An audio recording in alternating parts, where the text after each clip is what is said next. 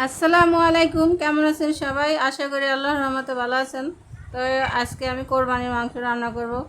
তো এটা ছিল কোরবানির মাংস। তো এখানে আমার 5 থেকে 6 কেজি মতো মাংস আছে। তো হাড্ডি চর্বি সব কিছু মিলানো আছে। তো মাংসটা রান্না করার দিনে এখন আমি যে পাতিলে রান্না করব সেই পাতিলেই আছে। তো আমি সব মশলা দিয়ে দেব।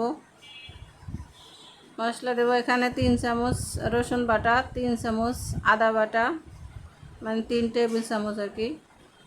যেহেতু মাংসের পরিমাণটা বেশি, মশলার পরিমাণটা একটু বেশি লাগবে। আর 3 চামচ মরিচের গুঁড়া, 2 চামচ হলুদের গুঁড়া, আর 2 টেবিল চামচ জিরা বাটা, আর হলুদের গুঁড়া 2 চামচ, লবণ পরিমাণ মতো, তেলও দিছি আমি পরিমাণ মতো। তো এখানে আমি গরম মশলাও দিয়ে দিছি অফ ক্যামেরায়, কিন্তু এটা উঠে নাই। তো সব মশলা দিয়ে আমি এই মাংসটা সবসময় আমি মাখাইয়ে রান্না করি। তো আজকে আমার হাত কাটা দেখে আমি মাংসটা মাখাইতে পারি নাই।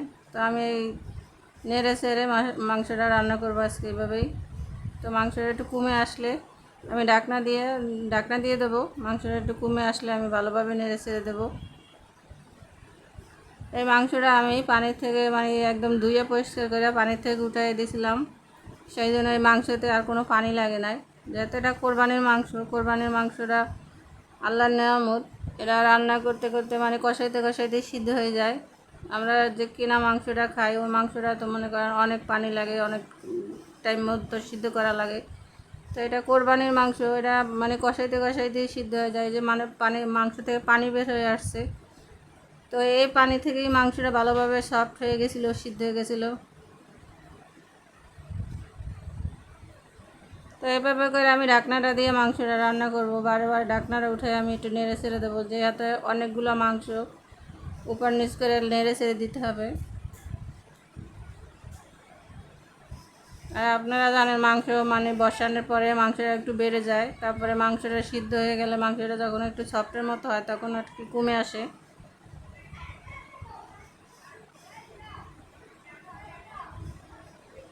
তো এখানে লবণ একটু কম হয়েছিল, আমি আবারও কিছুটা লবণ দিয়ে দেব।